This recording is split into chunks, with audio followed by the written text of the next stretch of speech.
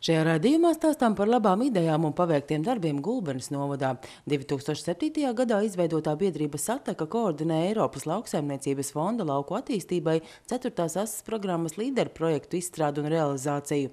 Kopš 2010. gada no 246 iesniegtajiem ir apstiprināti 124 projekti.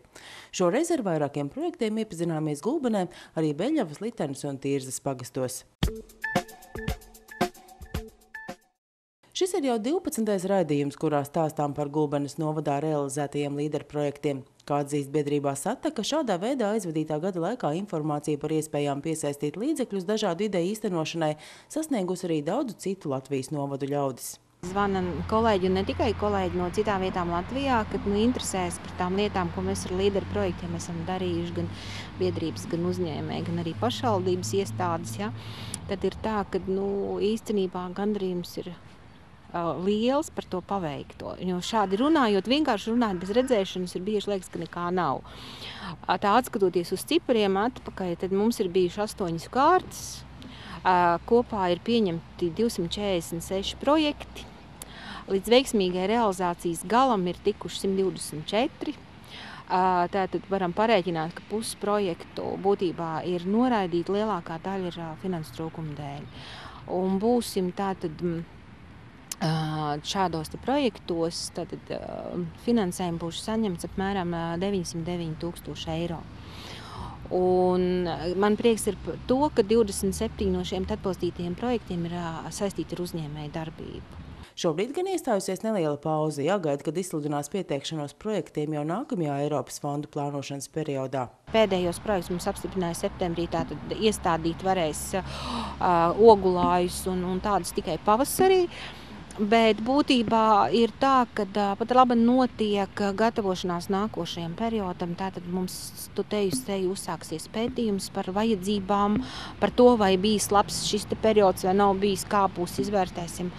Un gribu teikt to, ka interese ir liela, jo šodien pat bija arī uz konsultācijām par jomām. Cilvēki grib rakstīt projektus un par tādām, kurām pat mēs nebijām aizdomājušies. Un katru dienu kāds ienāk birojā, kad būs projekta konkurss un visi seko līdzi un visiem arī īstenībā ir sapratuši, ka var ar maziem projektiem daudz ko izdarīt. Un man liels prieks ir tieši tā, ka ir beidzot sāktivizējušies mazie uzņēmēji. Ne tikai mājražotāji, bet tieši uzņēmēji, nelauksaimniskās darbības uzņēmēji. Un tas jau ir tāds, ka gaidam, būtībā esam tikai gaidam to, ka varēsim visu sapt. Biedrība Sateka ne tikai palīdz citiem tikt pie līdzekļiem ieceru realizācijai, bet arī pati realizē un iesaistās projektos. Pēdējo gadu laikā īstenoti 2 apjomīgi starptautiski projekti. Viens ir Sēņu ceļš, kur ir mums 4 sadarbības partneri, kur vienojošā tēma ir sēnes. Un 4 darbnīcas, kur viena darbnīca, kas bija pie mums, tur bija folklora. 4 folkloras kopas no Gulbenes novada, no Daugavpils novada, no Ignalīnas un Varēnas Lietuvā.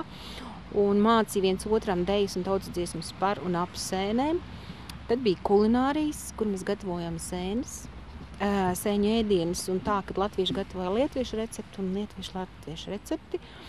Tad bija par vides, gājām mežā meklēt sēnes, kā labi mežā uzvesties. Arī gidiem bija apmācības, kā mežā vest cilvēkus. Mums bija sēņošanas, starptautiskais sēņošanas čempionāts, kur bija 4 komandas. Un arī bijām apskatīt Lietuvā, kā Lietuvas uzņēmēji pārstrādā tieši meža sēnes. Nevis šampiņons vai austrursēnes, tieši meža sēnes. Un man tāda klusa doma, ka mēs varētu arī mūsu mājražotājiem nogrudzēt braucienu uz šiem Lietuvas uzņēmējiem, vienkārši pamācīties, kuram gribētu uz tādu lietu. Mums ir meži bagāti ar sēnēm. Otrs no lielajiem projektiem bija ABC vietējiem ražotājiem, kas vērsts uz amatnieku un mājražotāju atbalstu. Tur mūsu novada mājražotāji arī ar pārējiem 5 Latvijas partneriem, 2 Lietuvas un 2 Čehijas partneriem, tātad brauca mācīties viens pie otra, kā mājražotāji savu preci tirgo, kā viņi noformē. Un pie mums novadā bija Bānišu svētku laikā šis te lielais starptautiskais mairažotāju tirdziņš. Tā kā arī ir prieks par to. Un 12. decembrī tātad 6 mūsu novada mairažotājiem mēs pasniegsim projekta ietvaros izstrādātā zīmola Vidzemes krosses certifikātu.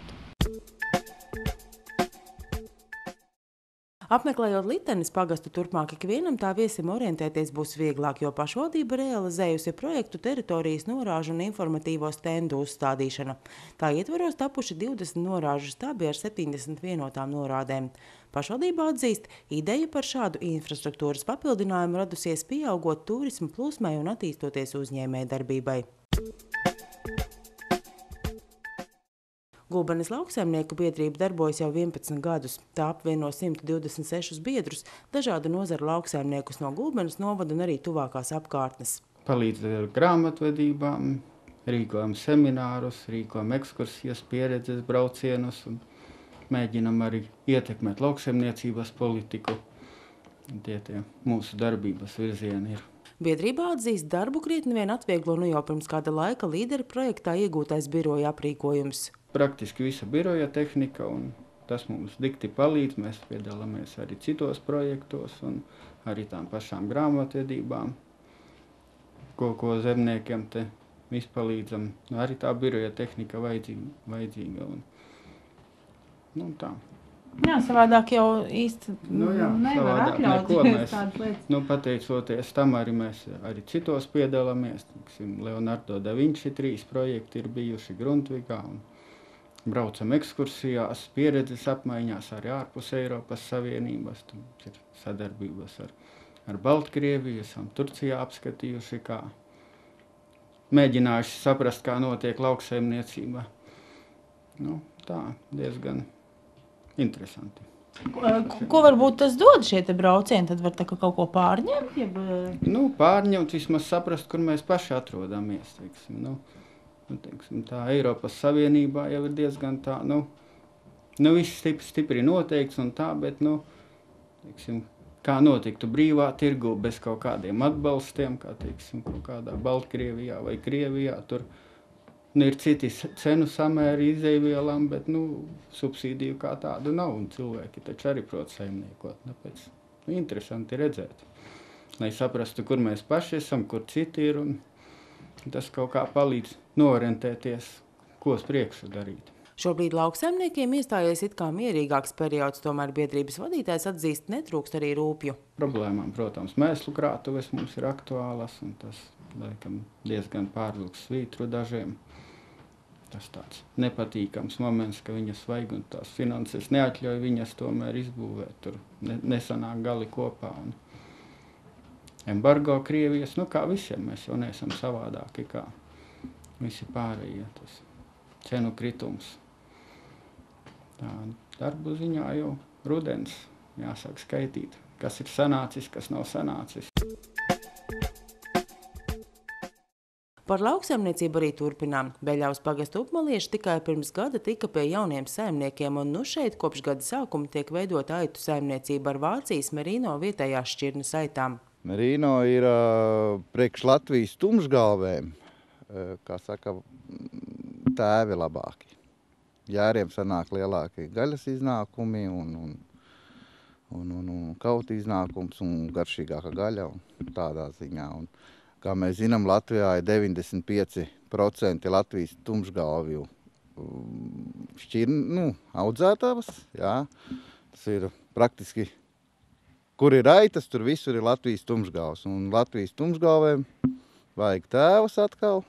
Un tie, kā savu reizi labākie tieši no merino šķirnes. Arī gaļa ir garšīgāka. Saimnieks stāsta, ir plānots specializēties 2 virzienos – ražot vaislas materiālu un pārdot gaļu. Cilvēki pēdējos gadus 10, laikam 5-10, sāk izglītoties, saprot, kad jēra gaļa ir veselīgāka, jā, tur garšīgāka un maz satur holesterīnu. Ir sevišķi zīdaiņiem tikko piedzimuši, kad ne tikko, kad mazus bērnus baro, teiksim, Nu, cilvēki prasa, meklē to vai nu jaunlopiņu teliņu, vai nu jēru gaļu tieši. Upmaliešu jaunie saimnieki uz Gulbenes novadu pārcēlušies no Jelgavas. Juris jau iepriekš bija guvis pieredzi projektu rakstīšanā, tāpēc arī savai saimniecībai izmantojas iespēju piesaistīt līdzekļus līderu programmā. Iegādāta tehnika, kas turpmāk atvieglos barības sagatavošanu dzīvniekiem. Šajā sezonā gan nevarēja vairs pagūt to pielietot. Vālotāju pieslēgt pie traktora pieslēdz, pamēģināja. Protams, viss griež, viss smuki, viss kārtībā. Pļaumašīnu, te pa pļauju paskraidīja, sajūta ir vienkārši burvīga. Bet tā nopietnāk tad nākamajā sezonā? Jo šogad pavasarī arī tika, investēts saimniecībā, ieguldīts pie 7 hektāru apsētai speciāli aitām, zālājs, no firmas Duntava pirkts, un šogad, kā virsaugs bija kvieši, un pēc kviešu novākšanas, vairāk nepļāvām, tagad attālā ganās aitas. Juris Borķis atzīst, pagaidām saimniecībā investēts daudz, tomēr viņš arī vērtē, ka aitkopība ir perspektīva nozara un Latvijas laukos tai ir nākotne. Aitu saimniecību šogad sācis veidot arī uzņēmums Agro Gulbene. Šeit iegādātas vairāk nekā 50 Latvijas tumšgalvas šķirnes aitas. Šo te visu lietu mēs uzsākām šogad 1. maijā. Atvedām pirmās aitu mātes un divās daļās. Pirmās bija 20, otrās bija 35. Un var teikt, ka esam sākuši ar 1. maiju. Kāds tas plāns? Plāns ir, protams, attīstīties, kā jūs redzat riņķī, kad šobrīd top kūts, šobrīd arī ir ievilkti ūdeņi un mēģinam to visu pilnveidot tā, lai tā nākotnes mērķi mums būtu saimniecībā apmēram 400 aitu mātes, kas ir skaitās ļoti liela saimniecība, neskaitot jērus. Tieši šķirnes saimniecību plānojat? Šķirnes noteikti šķirnes. Mums gan esam plānojuši uz divas līnijas. Tātad viena līnija būtu Latvijas tumšgalnu veidot kā šķirnes saimniecība, plus otra līnija mums būtu gaļas aitas, kur mēs mēģināsim krustot. Šobrīd vēl nepateikšu, bet savas domas ir Latvijas tumšgalvi ar citas šķirnes teķi. Aitu vajadzībām iekārtoti aploki, uzcelti nojumi, top kūts, kuru jāpabeidz vēl šogad, jo drīz pēc jaunā gada ganāmpulkā gaidāms jēru birums. Uzņēmums realizē arī līderu programmas projektu. Šā projekta ietvaros mēs izbūvējam dzirdināšanas sistēmu, esam izurbuši artēzisku urbumu un uz laukiem izvilkuši vadus Un tā doma ir tāda, ka dzīvni, lai mums nav lieki jātērē nauda pievedot ūdeni, kad principā tas ūdens ir svaigs, tīrs, pieejams visu laiku dzīvniekiem dzeršanai. Aplūkos izvietoti dzirdināmie trauki, kas uzpildās automātiski. Daļa no tiem ir apsildāmi, tātad ziemā neaizsals. Tās infrastruktūras izbūves, viņas ir vienmēr dārgas, vienmēr darbietilpīgas un līdz ar to tas neatsverami. Jo, ja nebūtu tāda nauda pieejama, tad droši vien, kad izmantotu kaut kādas mazāk dārgas metodes gan no dabiskām ūdenskrātuvēm, bet tur atkal tā kvalitāte klibo. Jā, dzīvniekam arī veselības pēzošana. Protams, jo dzīvniekam tas stāvošs dīķu ūdens viņš nav labs. Uzņēmuma līdzīpašnieki atzīst, ka aitkopībā saskata daudzsološu nākotni. Gribējās to zemīti, kas bija mums iespējama šeit kaut kādā veidā apdzīvot un apstrādāt, izvēlējamies tieši aitu, jo, manuprāt, tā teritorija viss ir ļoti atbilstīga tieši aitkopībai. Zemes īpatnības ir tādas, ka viņa ir kalnaina, viņas nav pietiekoši daudz, lai audzētu lielopus, un priekš tādas aitu saimniecības liekas optimāli. Un cik tālu varēsim paplašināties, tik arī paplašināsimies. Pirmais gads ir sākts, gribam tagad pārbaudīt visus saviem pleciem, kā tas ir, kā mēs to gadu varam iznest un kā mēs tos dzīvniekus spējam pabarot un izlolot. Un tad nākamajā gadā atlocīsim rokas un attīstīsimies līdz tam izmēram, kādu mēs esam iedomājušies. Bet nu pārceļamies uz Tirzas pagastu uz uzņēmuma MKD projekts gaļas lielopu audzētavu.